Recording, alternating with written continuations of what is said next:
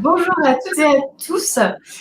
Bienvenue à notre nouveau webinaire IF Prof. Moi, je suis Laura, je travaille à l'Institut français sur les projets langue et culture et je suis aussi animatrice de la page IF Prof France.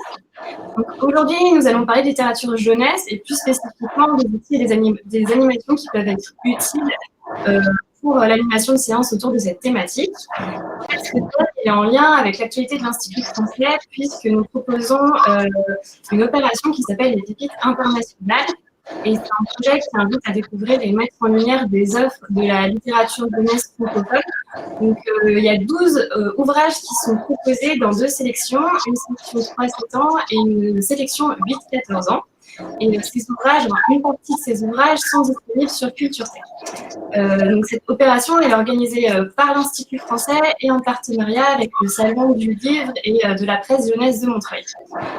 Donc, est-ce que n'hésitez pas à nous dire si vous nous entendez bien. Donc, vous pouvez régler en bas de la page, vous pouvez régler le son et l'image. Et également, n'hésitez pas à nous faire part de vos questions dans le chat sur la droite et à répondre à notre sondage qui se trouve également sur la page droite du webinaire. Voilà, donc les questions, on va y répondre à la toute fin de ce webinaire. On prendra 10-15 minutes pour vous répondre. Voilà, donc j'espère que ceux qui nous entendent, qui ne nous entendaient pas maintenant, peuvent faire fonctionner le son. Voilà, donc n'hésitez pas à nous dire si vous avez de petits soucis techniques aussi. Voilà, je vais vous laisser avec Marie-Charlotte et Emmanuel qui vont vous présenter.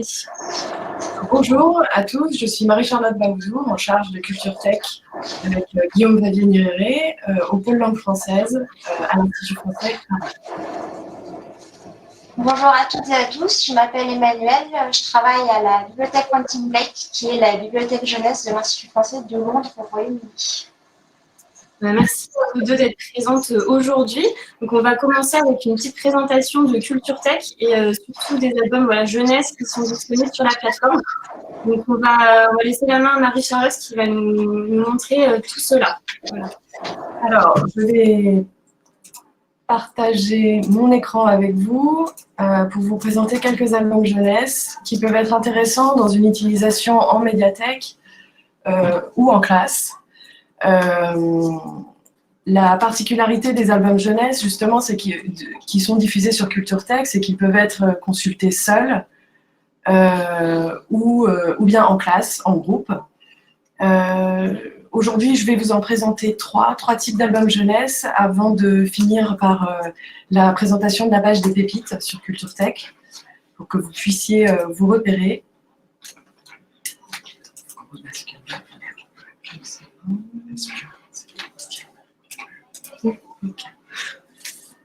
Voilà. Donc, CultureTech est un catalogue assez vaste de plus de 200 000 contenus, 200 000 ressources, et vous aurez à votre disposition un peu plus de 1300 albums jeunesse. Je ne vais pas entrer dans le détail en fait de tous les éditeurs que nous avons et j'en profite pour vous signaler que je peux vous envoyer un catalogue des ressources CultureTech si cela vous intéresse. Notre base principale, c'est la base StoryPlayer, c'est notre fournisseur principal d'albums jeunesse. Je vais essayer de vous expliquer comment trouver en fait les albums jeunesse sur CultureTech avant de vous les présenter. Il y a plusieurs manières de les trouver en se servant de la barre de recherche, en effectuant une recherche sur le catalogue, soit en tapant album jeunesse dans cette barre de recherche, ou bien en cliquant sur la loupe, parce que quand vous cliquez sur cette loupe, vous obtenez ensuite en résultat de recherche tous les contenus. Il suffit ensuite d'affiner la recherche avec les facettes qui sont à gauche et que je fais défiler. Vous pouvez choisir de les sélectionner par auteur. Vous avez également une petite barre de recherche dans ces facettes, ou par collection, ou par classification. Les tags sont également possibles. Et là, si nous allons dans la base StoryPlayer, c'est-à-dire le fournisseur, vous aurez tous les albums jeunesse que nous proposons. Ce qu'il faut savoir, c'est que tous ces albums proposent une piste audio. Une piste audio qui est soit l'histoire racontée par un professionnel, ou bien une fonctionnalité en fait, qui est sur chaque album, de proposer une mise en audio d'une partie du texte. Vous pouvez choisir de sélectionner soit une phrase ou un texte, ou une portion en fait, de ce texte qui sera du coup dite par une voix, par une piste audio. Et ça, c'est tout à fait approprié pour notamment une exploitation en classe de ces albums jeunesse.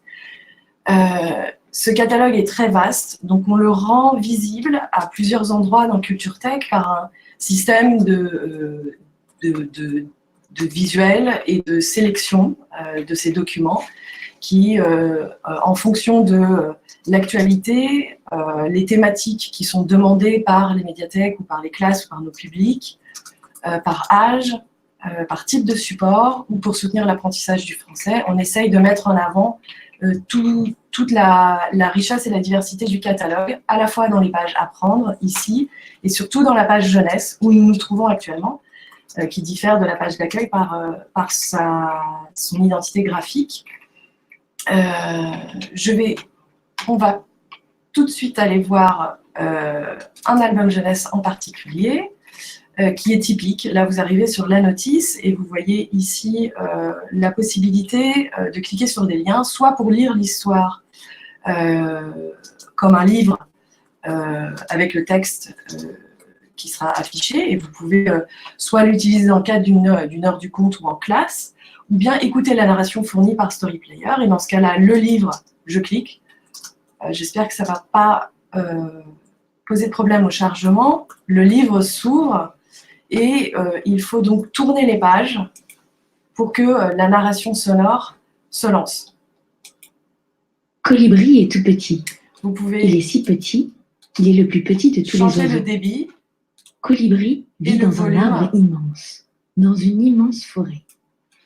Il vit avec cet arbre. Donc c'est tout à fait possible ensuite de mettre votre écran en grand écran pour le lire soit en face d'un public. Il faut juste que quelqu'un soit présent en fait, pour actionner le tournage des pages.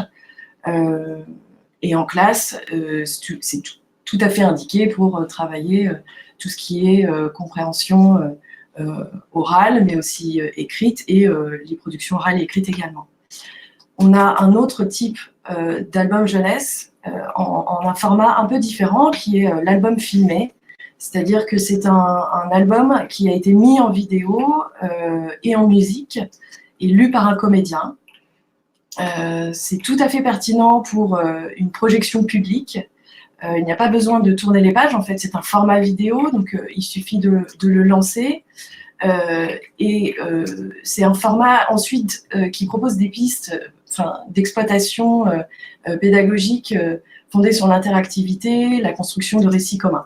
Je clique pour vous montrer de quoi il s'agit. Vous pouvez le mettre en plein écran, ici. Ami, ami, de Rascal et Stéphane. Baissez ou coupez le volume.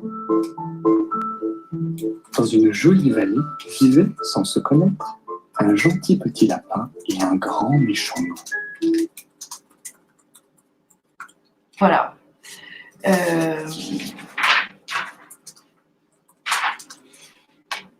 Donc là, il est tout à fait possible ensuite de demander aux participants, aux apprenants ou aux personnes présentes d'imaginer l'histoire, de couper la bande sonore et en fonction des images, de proposer un récit alternatif à une seule voix, à plusieurs voix. Enfin, les exploitations sont nombreuses.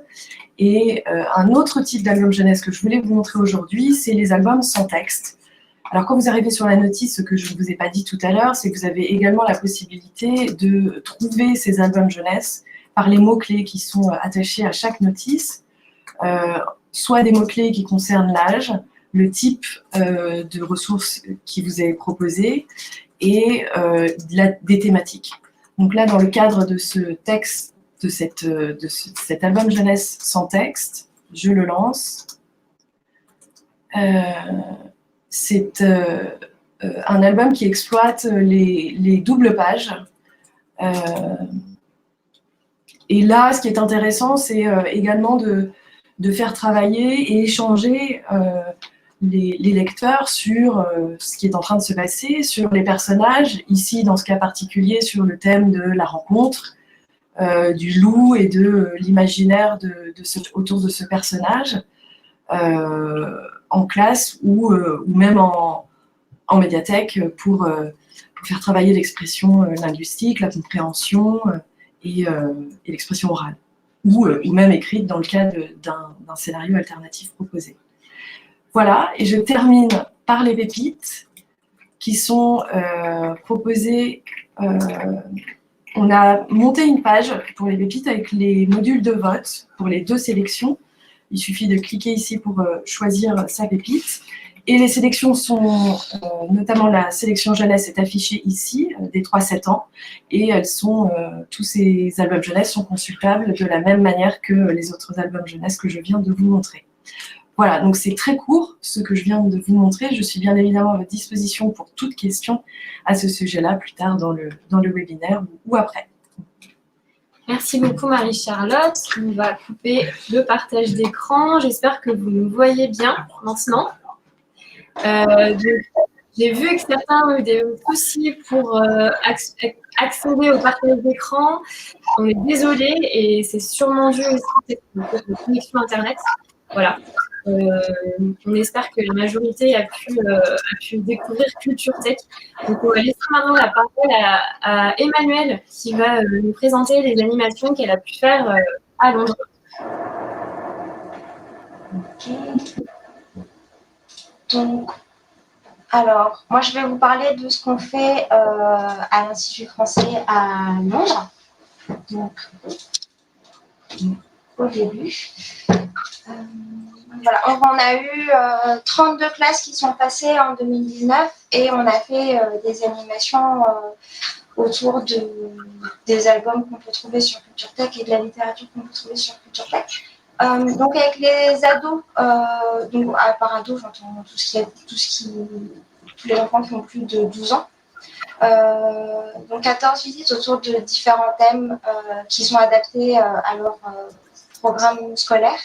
Donc voilà, vous pouvez voir les thèmes qu'on propose.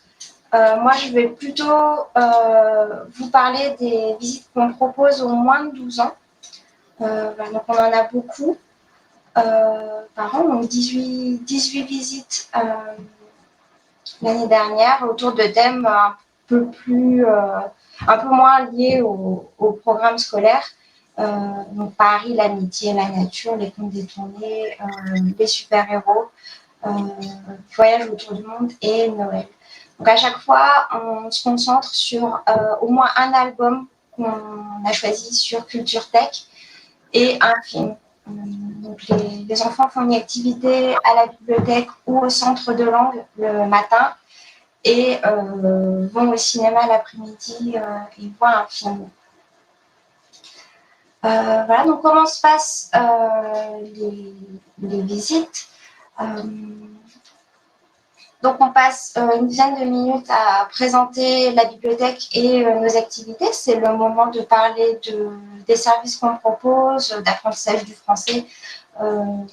Les profs sont là, donc c'est aussi le moment de s'adresser à eux en même temps qu'on s'adresse aux enfants. Ensuite, on présente Culture Tech pendant 10 minutes. Donc on fait une présentation qui ressemble un peu à ce qu'a fait Marie-Charlotte il y a quelques minutes. On sélectionne un album qu'on lit. Donc on le lit à voix haute en français et on traduit au besoin ce que les enfants ne comprennent pas.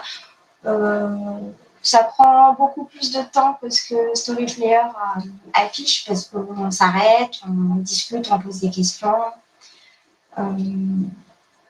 Et on essaie de les faire lire aussi. C'est un moment où ils peuvent s'exprimer dans la bibliothèque. Donc ça, c'est très facile à mettre en place à partir du moment où on a un projecteur et un ordinateur ou une tablette pour projeter. Parce que ce sont des grands groupes, il faut quand même qu'ils puissent bien voir, même s'ils sont au fond, assis au fond. Voilà. Après la lecture du conte, on propose une petite vidéo. Ça permet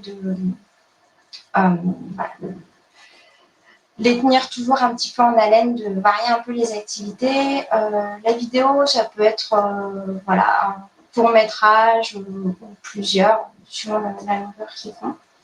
C'est toujours de le relier au thème et que ça suive un petit peu ce que l'album proposait juste avant. Et après ça, en général, on fait une petite activité jeu. On reprend le vocabulaire de l'album et on en crée nous-mêmes des mots mêlés ou des mots croisés. Voilà, ça permet de répéter encore et encore les mêmes mots. Et après ça, on reprend ces mêmes mots et on essaie d'écrire une histoire bilingue. Alors, l'histoire bilingue, évidemment, voilà, ils le sont pas. Donc, l'histoire sera certainement avec peut-être 20% de français dedans, mais voilà, c'est pas très grave. L'important, c'est de leur montrer qu'ils peuvent réussir à s'exprimer avec seulement quelques mots et à exprimer des idées et voilà, à créer des histoires, si possible, rigolotes et voilà, un peu décalées. Et ensuite, on termine avec, en général, suivant le temps qu'on a pris pendant l'activité, une lecture de plus d'un autre album sur Culture Tech, un petit tour dans la bibliothèque pour voir les livres qu'on a, voilà, avec peut-être des lectures individuelles. Voilà, c'est vrai que suivant les classes qu'on a, le nombre d'enfants, ça peut aller plus ou moins vite et c'est toujours bien d'avoir un compte de secours, soit deux en plus au cas où.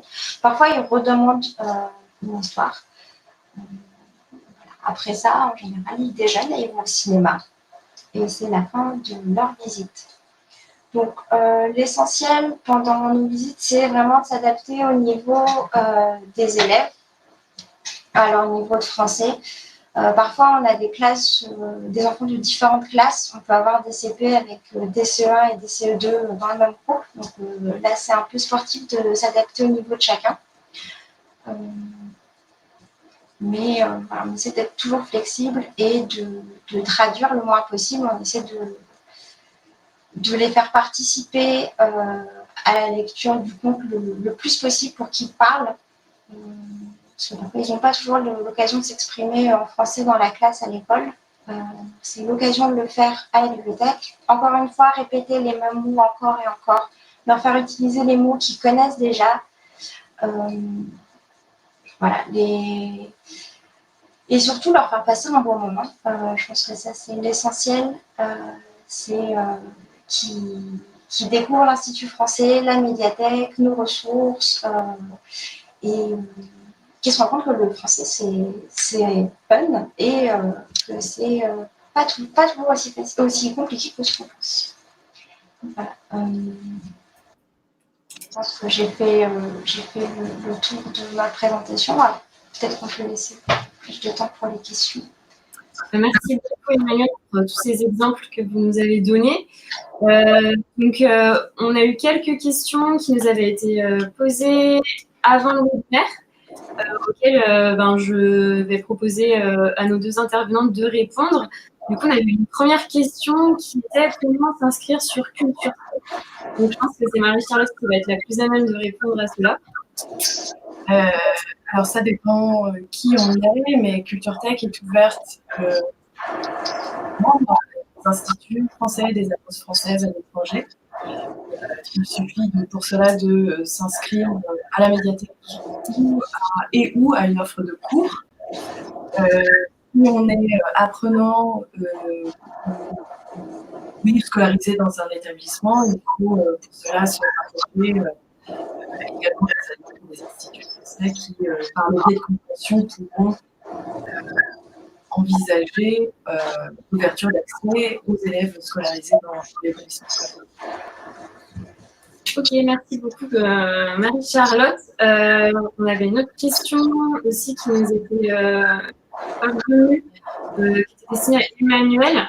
C'est pour savoir quels étaient les retours des enfants sur les activités que vous proposez. Alors, on n'a pas de retour des enfants autre que le fait qu'ils soient attentifs et qu'ils participent et qu'ils aient l'air motivés et enthousiastes. Mais on a des retours des profs qui souvent découvrent un peu l'outil qu'on propose, qui à la fin de la séance, on crée un compte sur Culture Tech. Ça arrive très très souvent. Ils se rendent compte de comment eux peuvent aussi utiliser Culture Tech dans leur classe.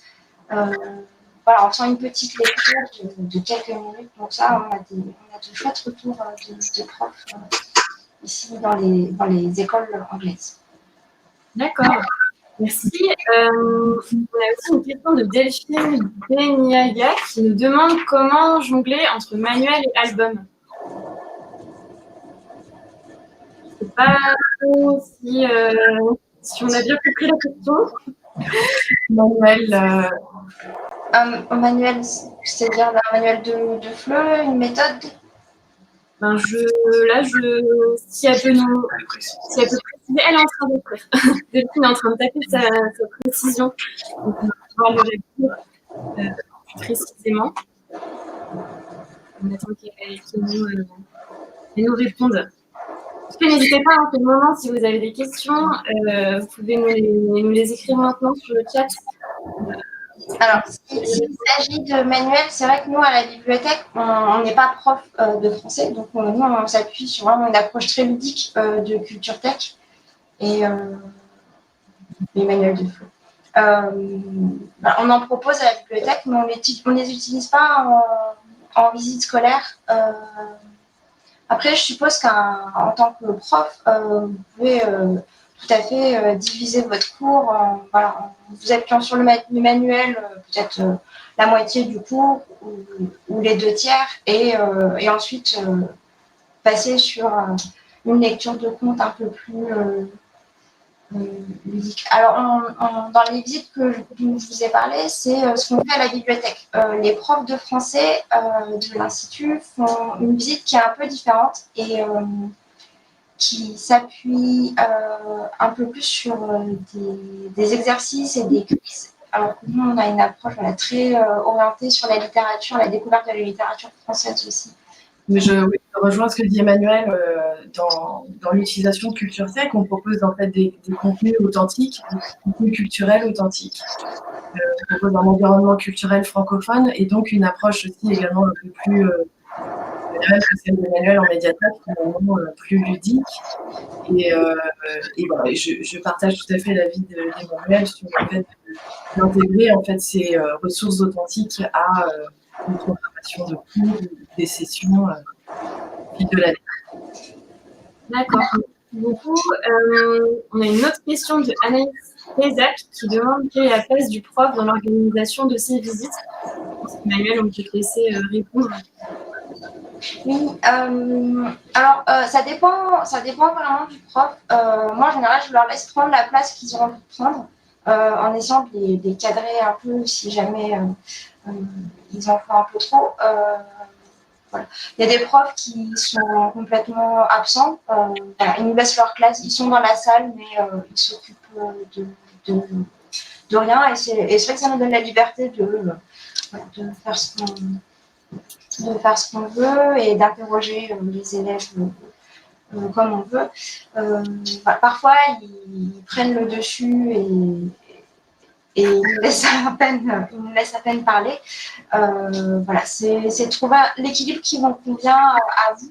Mais souvent, les profs sont assez top.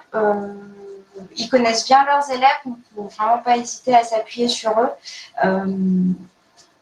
Et à discuter un peu en amont de la visite avec eux. Si vous avez 5 minutes, vous pouvez converser avec eux.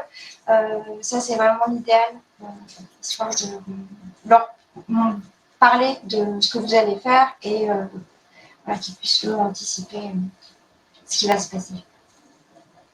Très bien, merci beaucoup. On a une autre question encore de Guillaume qui nous demande les avantages de Culture Tech par rapport à un livre physique, un livre classique.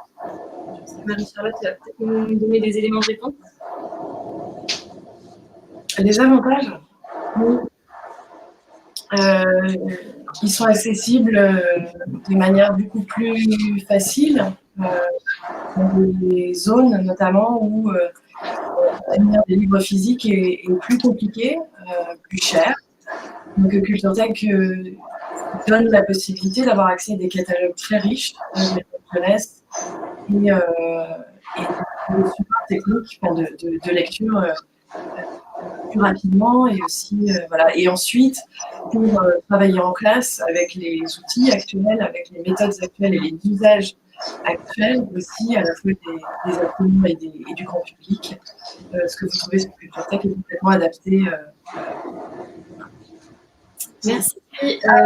Ça a ce côté très pratique aussi que si vous avez un grand groupe, tout le monde voit bien par rapport à la lecture d'un album, même si c'est un grand format, ceux du fond, ils ne verront pas. C'est très pratique. Et j'en profite, on n'a plus d'autres questions, mais j'en profite, vu qu'on a parlé de manuels, de FLE, etc., j'en profite pour vous dire que il y a des fiches pédagogiques qui ont été créées en fait, pour la sélection 3-7 ans des pépites internationales. Donc en fait, elles sont toutes disponibles sur IFProf, sur le compte Culture Tech. Donc n'hésitez pas à devenir collègue avec Culture Tech pour voir toutes les nouvelles publications qui sont créées au fil du temps et consulter justement ces fiches pédagogiques qui pourront vous accompagner justement tout au long de vos séances autour du livre et autour des albums qui sont proposés dans le cadre de cette opération. Et justement, je vais en profiter pour faire une petite actualité. Du coup, l'Institut français propose des visioconférences des illustrateurs et auteurs des pépites internationales. Donc, en fait, les classes, le but c'est que les classes ou les groupes puissent échanger à distance avec les artistes de la sélection. Donc, on est ravis parce que quatre artistes ont accepté de participer à cette visioconférence. La toute première, comme vous pouvez, j'espère, le voir à l'écran sur l'image, c'est Raphaël Frier qui va intervenir le mercredi 25 septembre à 8h heure française, donc dans une semaine, à propos de son ouvrage Le Tracas de Blaise. Et voilà, on a aussi 3 autres autrices et un illustrateur qui peut intervenir dans le cadre de cette opération. Donc, pour toutes les modalités de participation à cette visioconférence, je vous invite à suivre la page Culture Tech sur YouTube. Vous allez trouver toutes les informations pour nous contacter et inscrire vos classes ou vos groupes. Voilà, donc ça c'est une idée aussi de médiation que vous pourriez mettre en place avec vos apprenants français. Je profite pour rajouter que sur IFProf, vous trouvez également des idées d'utilisation des albums jeunesse ou d'autres types de ressources disponibles sur Culture Tech. Si vous les mettez vous-même en place, n'hésitez pas à partager sur IFProf vos bonnes idées, bonnes pratiques, conseils pour le reste de la communauté des enseignants. Merci en tout cas aux 2 intervenantes, Emmanuel depuis Londres et à Marie-Charlotte pour nous avoir donné tous ces conseils et tous ces outils pour la classe et la bibliothèque de la littérature jeunesse. J'en profite également pour vous part d'une activité toute récente ici à l'Institut français. Donc vous aurez un nouveau interlocuteur sur IFProf qui s'appelle Martin Lafitte. Je vais laisser la place pour qu'il puisse se présenter. Bonjour tout le monde. Bonjour, donc c'est moi Martin Lafitte. Donc je serai votre interlocuteur à partir d'aujourd'hui. Donc ça fait 2 semaines que j'ai rejoint l'équipe. Là, c'est super excitant. Vous pouvez trouver donc mon adresse email si vous avez n'importe quelle question au sujet d'IFProf, des questions les plus simples sur l'utilisation, la publication, des choses plus compliquées aussi. Je suis là pour vous répondre. Donc voilà, merci en tout cas à tous d'avoir assisté à ce webinaire. Et puis je vous dis à très bientôt, d'une manière ou d'une autre. Contactez-moi si vous avez des questions.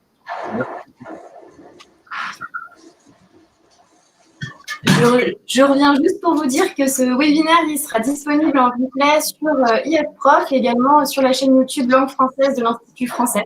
Voilà, donc n'hésitez pas à la visionner si vous avez envie de revenir plus en détail sur les diaporamas, regardez justement les exemples de livres et de films qui ont pu être regardés à l'Institut français du Royaume-Uni, etc. Donc n'hésitez pas à regarder en replay et à nous faire part de vos questions également sur IF Prof si jamais vous en avez d'autres à l'issue de ce webinaire. Voilà, donc merci beaucoup à tous et à toutes pour votre participation et on se voit très prochainement. Merci. Au revoir. Au revoir.